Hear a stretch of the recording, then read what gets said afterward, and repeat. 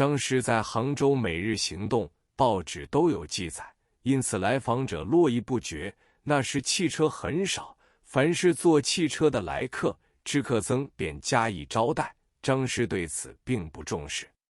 一天，当地有个沈姓绅士坐了一辆马车，带了2个少年来访。知客僧陪着进谒张师，介绍说，沈氏是杭州富绅，他的马车在杭州是有名的。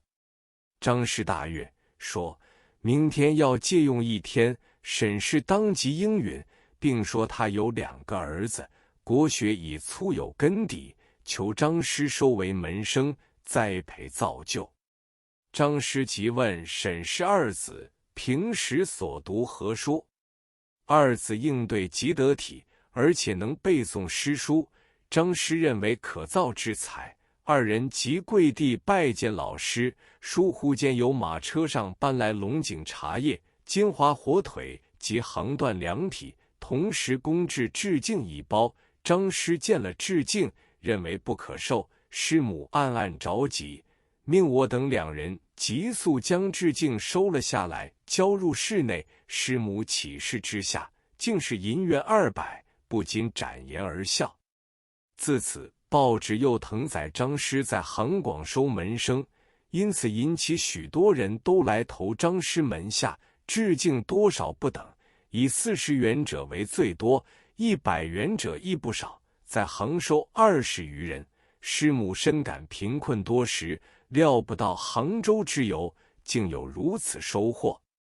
张师此次去杭州，常感胃部不舒，且有气喘，所以只预备讲学3、5天。讲学日期定后，即在昭庆寺讲经堂举行。方丈为他设了一个讲坛，地上排了数十蒲团。张师到堂之后，命将讲坛撤去，一座蒲团上，说这是汉时的讲学方式，应该是没有讲坛的。第1日讲经学源流，对康有为伪经考大肆抨击，听者兴高采烈。第2日讲清代国学，听者更重。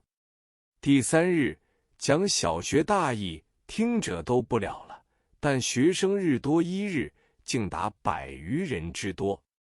张师讲学3日之后，感染伤风，兼发胃病，讲学便终止。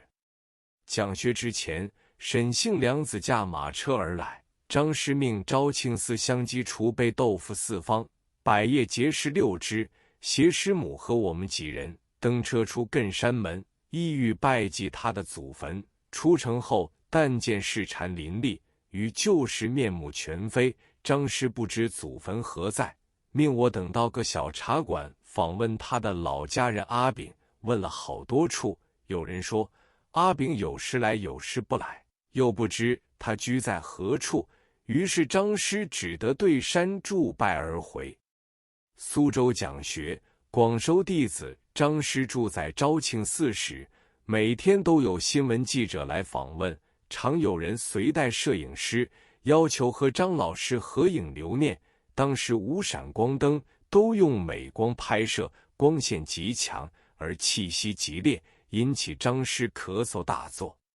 恰巧有灵隐寺方丈来访，相谈之下，方丈力劝张师移居灵隐寺避消。从这时起，张师每晨健步登涛光观海，胸襟为之大宽，且仍有学生直至从学。忽有上海来人说他家中失窃，师母说家无常物，不过一些书籍，尽偷无妨。张师却不以为然，急于要回上海，恰有铁路局长任小山在灵隐寺养科，就送了张师6张头等车票。张师乃决计匆匆返沪，并对个学生说，以后讲学改在沪狱。回到上海之后，见前后门的锁已被除去，张师为之顿足叹息，拍门树下，即有人来开门，一见之下，竟是他的老家人阿炳。原来阿炳在杭时听到张师坐马车来找他，他便搭车来沪。这时师母囊中甚丰，除偿付积欠房租之外，还和我们商量应付学生方式。我与次公建议设立张氏讲学会，公开招生。师母笔很贱，当即就草拟宣言及章程一份，向各省故旧征求赞助人，并印了一本捐册，募集经费。不料这件事反应出乎意外，张学良首先捐银3000元，当时孙传芳虽已失意下野，也派人送来2000元，各方捐款500、1000的很多，总数若干，我们不便过问，约略计之，总在2万元左右。但张师从不问讯，学生来报名有200多人。一天，张师就有李根源、印泉来访，师母对他说：“历年贫困，现在经济稍稍宽裕，该做如何处置？”印老说：“养老以苏州为最宜，应该往苏州购屋，作为永居之计。”师母大为合意，张师亦不反对，便托印老在苏州觅屋。不久就在苏州锦帆路废机买到一幢旧宅，宅中花木扶疏，颇富园林之盛。张师不久就移住新居，开办讲学会，学生以沪杭两地最多，苏家各地亦不少。此中人才辈出，有许多人后来都在文坛富有盛誉。至今香港有若干大学教授都是这个讲学会出身的。论医食药，不为良相张师移居苏州，我与次公每星期必赴苏一次，虽然行旅极便，但是毕竟因两地相隔较疏。